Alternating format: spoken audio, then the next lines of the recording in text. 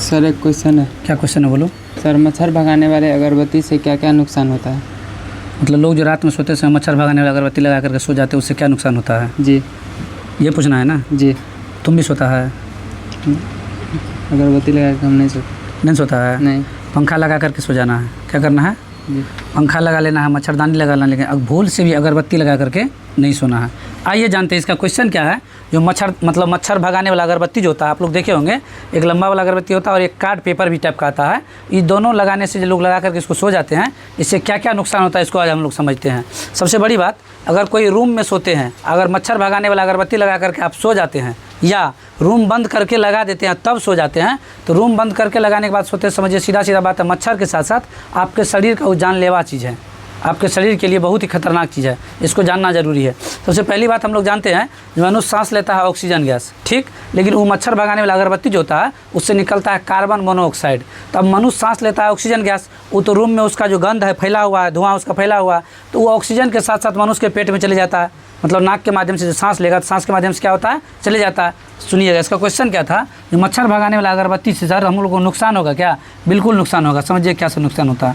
तो हम लोग सांस लेते हैं ऑक्सीजन, हम लोग सांस क्या लेते हैं? ऑक्सीजन, और उसमें जो रहता है उसमें प्रेजेंट रहता है कार्बन मोनोऑक्साइड। अब ये कार्बन मोनोऑक्साइड जो होता है रूम में फैला हुआ, आप रूम बंद कर दिए, खिड़की बंद कर दिए, सारा चीज़ बंद कर दिए और उसको लगा करके आप सो गए, उसको लगा करके सो गए, रूम खिड़की बंद कर दिए, वो जितना भी उससे कार्बन मोनोऑक्साइड निकल रहा है वो टोटल आपके ऑक्सीजन के माध्यम से क्या हो रहा है, आपके फेफड़ा तक पहुँच रहा है। और वो यदि आपके फेफड़ा तक पहुँच रहा है, सांस के माध्यम से फेफड़ा में जाता है और करता क्या, ब्लड जो हीमोग्लोबिन होता है वो जा करके हीमोग्लोबिन में चिपक जाता है। वो हीमोग्लोबिन में क्या करता है, ये जा करके चिपक जाता है। हीमोग्लोबिन में जा करके जब ये चिपकेगा तो ये चिपकने के बाद क्या करता है, वो ब्लड जो होता है पूरे शरीर में सर्कुलेट होता है, मतलब ब्लड तो पूरे शरीर में हमेशा सर्कुलेट करते रहता है, दौड़ते रहता है। तो ये जो जा करके कार्बन मोनोऑक्साइड जो चिपकता है उसमें, तो वो पूरे शरीर में क्या होगा, अगर आप सुबह में जगिएगा तो आपको थकान महसूस होगा, आपके सर में चक्कर आएगा, आपका एनर्जी लेवल घट जाएगा, मतलब माथा दर्द करेगा, मतलब अजीब फिलिंग्स होगा। और धीरे धीरे अगर इसको 1 महीना 2 महीना 15 दिन 10 दिन या 2-4 महीना कंटिन्यू यूज कर रहे हैं तो फिर इससे क्या होगा, आपका आप बीमार पड़ जाइएगा और आपको चेकअप करवाने के बाद इसको इलाज भी कराना पड़ सकता है। इतना ये खतरनाक चीज़ है। तो इससे बढ़िया है आप मच्छरदानी लगा करके सोइए, आप पंखा चला करके सोइए, लेकिन ये जो लगा करके रूम में लगा करके रूम लॉक करके सो जाते हैं, अगर नहीं लगाते ही हैं मे भी अगर आपको लगाने की ज़रूरी है तो रूम में लगा दीजिए, मच्छर भाग जाएगा, उसको हटा करके बंद करके रख दीजिए, फिर आप रूम लॉक करके सो जाइए। ये तो पहली बात हो गया, हीमोग्लोबिन जाकर चिपकेगा और पूरा शरीर जो है ब्लड में जाकर सर्कुलेट करेगा, फेफड़ा में जाकर के वो फेफड़ा में जाकर चिपकेगा, अब पूरे शरीर में ब्लड जाएगा, पूरे शरीर फैल जाएगा।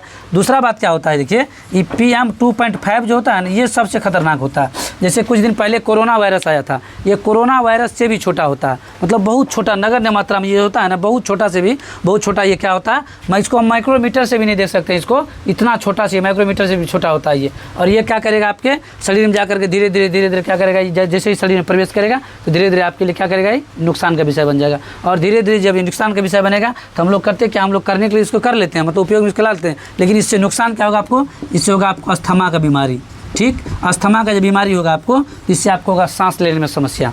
अस्थमा का मतलब वही, आपको सांस लेने में समस्या होगा। धीरे धीरे एक दिन में तो होगा नहीं, आप डेली प्रयोग करते रहिएगा, 1 महीना 2 महीना 15 दिन 6 महीना प्रयोग कीजिएगा, ये अस्थमा का समस्या आपके शरीर में बन जाएगा और सांस लेने में प्रॉब्लम होगा और धीरे धीरे बीमारी क्रिएट हो जाएगा। बाद में आपको क्या होगा, मतलब पहले से नहीं था, लेकिन एक मच्छरदानी मच्छर वाला भगाने वाला धूप के चलते मच्छर धूप के चलते आपके शरीर में क्या हो गया, एक नया बीमारी उत्पन्न हो गया। एक नया बीमारी आप किससे लाए हैं, सिर्फ मच्छर धूप के चलते ना। इसलिए अगर कोई भी रूम में मच्छर धूप का प्रयोग करते हैं या सोते समय आपको लगता है जब मच्छर धूप लगा करके सो गए, मच्छर नहीं काट रहा, आराम से रिलैक्स में सोया, तो मच्छर तो भागेगा, लेकिन उसमें से कार्बन मोनोऑक्साइड जो निकल रहा है वो आपके शरीर के लिए बिल्कुल हानिकारक चीज़ है। इसलिए मच्छरदानी तान करके सोइए, पंखा चला करके सोइए, लेकिन ये जो मच्छरदानी वाला मच्छर धूप लगा करके सोते हैं ये लगा कर कभी नहीं सोइएगा। बाकी आप सब अपना अपना राय हमारे वीडियो कमेंट सेक्शन में जाकर जरूर दीजिएगा। बाकी हमारा वीडियो अगर अच्छा लगा तो वीडियो में लाइक कमेंट शेयर, और जो हमारे ID को फॉलो नहीं किए हैं ID को फॉलो कर लीजिएगा। Thank you.